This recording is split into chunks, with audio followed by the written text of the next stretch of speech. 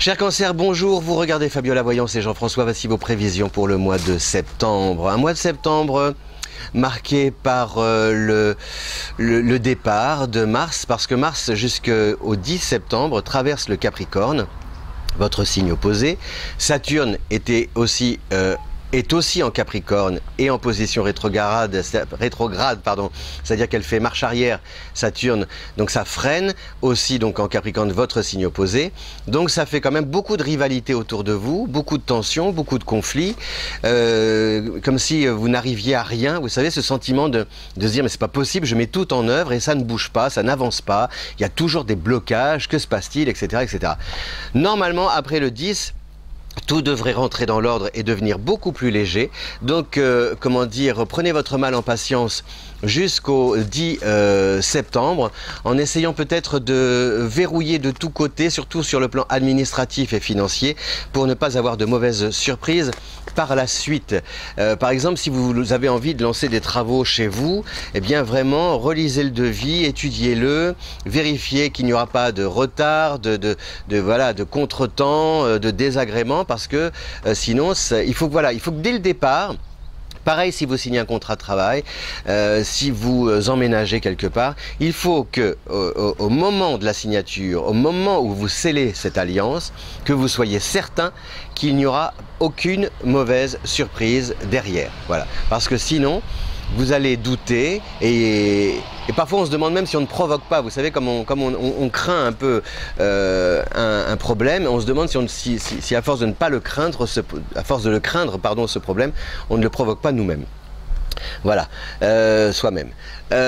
Donc, jusqu'au 10, on verrouille de partout, on clarifie, on cadre, tout est carré, scellé, pour pouvoir avancer en toute tranquillité et avec efficacité. Ensuite, donc, Mercure, je vais y arriver. Saturne s'éloigne pour revenir en Verseau, donc là vous allez avoir la paix. Et puis surtout, vous avez aussi Vénus qui va entrer en Scorpion à partir du 10, justement, ça tombe bien.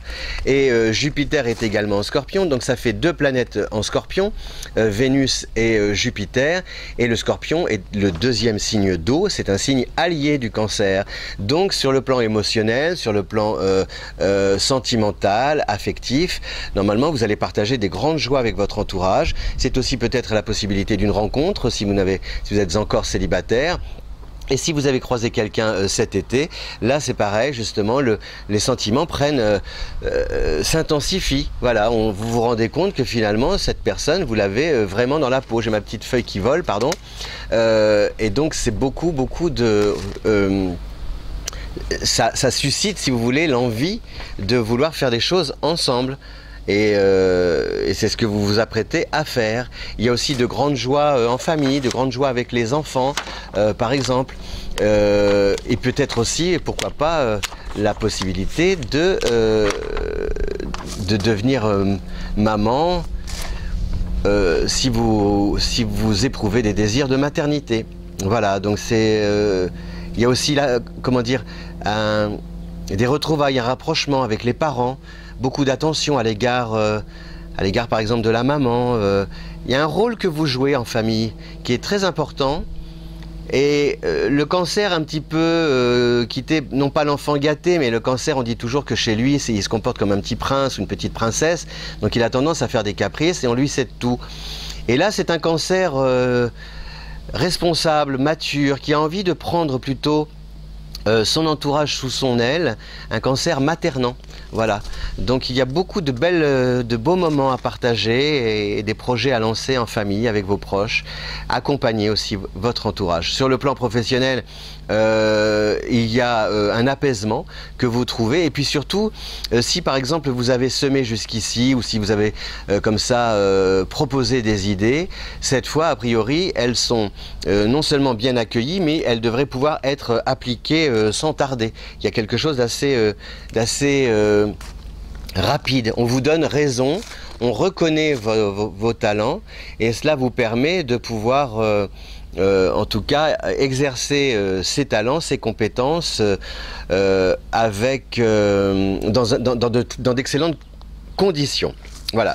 Là où il faut faire peut-être un peu attention, c'est les relations avec les autres dans le travail, savoir comment vous amenez les choses, comment vous faites passer vos messages, parce que vous risquez d'avoir tendance, par exemple, à prendre sur vous.